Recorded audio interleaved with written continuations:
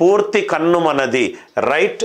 D/E, D/E ఎంత ఉంది? 5:2.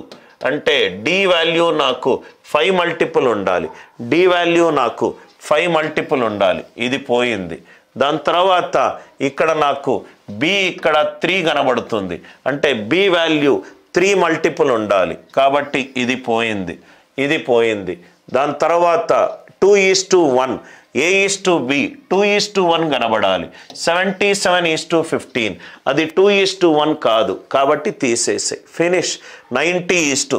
మీరు ఇప్పటి వరకు ఈ లాజిక్స్ని ఎలా చేశారో నాకు తెలియదు సార్. మీరు ఏం చేసి ఉంటారంటే చక్కగా టీచర్లు A/B, B/C, C/D చేసి కాంపౌండ్ రేషియో చేయమని చెప్తారు.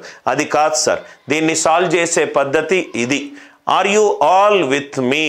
I hope you enjoyed this method. ఇట్లా మనం మొత్తము అరిథమెటిక్ని ఇలానే సాల్వ్ చేసే ప్రయత్నం చేద్దాం సార్. ప్రధాన సంఖ్య ఒక ఇంపార్టెన్స్ అర్థం కాకపోతే మీరు చాలా స్ట్రగుల్ అవుతారు సార్.